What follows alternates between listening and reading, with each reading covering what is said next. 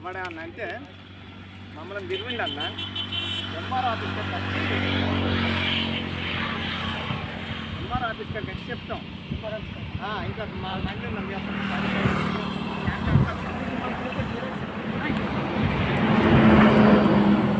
భూమి survey number 46 అటు అవతలది 45 పట్టా భూమి. ఈ 45 పట్టా సర్వే నెంబర్లో 12 ఎకరాల 10 గుంటల విస్తీర్ణం. ఇందులో మేము పట్టాదారులుగా ఉన్నాము.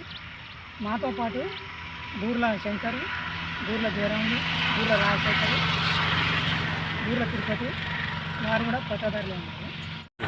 శివన్పల్లి గ్రామ నివాసిని.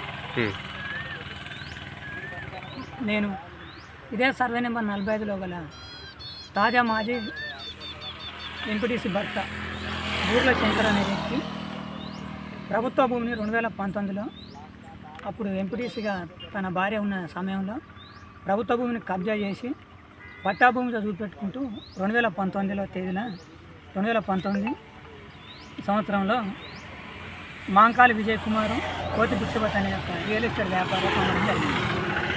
ఇటు ప్రభుత్వ భూమిని కబ్జా చేసిన విషయంపై నేను అప్పటి జనగాం జిల్లా కలెక్టర్ గారికి 2019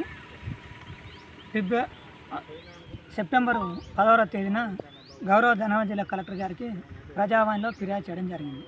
ఇప్పుడు ఫిర్యాదు చేసినప్పుడు గౌరవ కలెక్టర్ గారి యొక్క ఆదేశం మేరకు ప్రభుత్వ సర్వేరు మోకాపైకి వచ్చి ప్రభుత్వ భూమికి హద్దులు నిర్ణయిస్తామని మాకు మెమో కూడా ఇవ్వడం జరిగింది.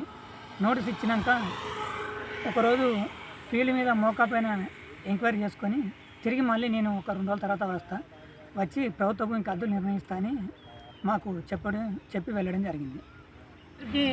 ఫిర్యాదు చేస్తే స్పందించి న్యాయం జరుగుతుంది కావచ్చు, విలువైన ప్రభుత్వ భూమిని ప్రభుత్వ అధికారులు కాపాడతారు కావచ్చు అని నేను అనుకున్నప్పటికీ 2024 సంవత్సరంలో గౌరవ ఎంఆర్ఓ గారికి మెమో రావడం జరిగింది. సీఎం ముఖ్యమంత్రి కార్యాలయం దాన్ని ఆసరా చేసుకొని మాకు తిరిగి నోటీస్ ఇవ్వడం జరిగింది ప్రభుత్వ సర్వేయరు. ఇచ్చినప్పటికీ మళ్ళీ ప్రభుత్వ సర్వేయరు సేమ్ 2019లో చేసినట్టుగా సాయంత్రం పూట వచ్చిండు, ఫీల్డ్ ఎంక్వైరీ చేసుకున్నాడు, తిరిగి వెళ్ళడం జరిగింది. అయినప్పటికీ పూర్తి స్థాయిలో 45 సర్వే నెంబరు మరియు పట్టా భూమికి మరియు ప్రభుత్వ భూమి 46 మధ్యలో గల యొక్క హద్దులు నేటి వరకు కూడా దానికి హద్దులు నిర్ణయించడం జరుగుతలేదు. ఇందులో ఉన్న మతలబు ఏంది? రియల్ ఎస్టేట్ వ్యాపారులతో రెవెన్యూ అధికారులు కుమ్మక్కైంది, లేకుంటే తాజా మాజీ ఎంపీటీసీ ప్రస్తుత కాంగ్రెస్ నాయకుడు. మరి ఏ యొక్క బలమైన కారణం? నేను అధికారుల చుట్టూ తిరిగి నా కాళ్ళు అరుగుతున్నాయి, కానీ అధికారులు విలువైన ప్రభుత్వ భూమినే కాపాడమంటున్నా. నేను అట్టి భూమిలో నాకు గద భూమి కానీ గుంట భూమి కానీ నాకు ఇవ్వమని అడగడం లేదు.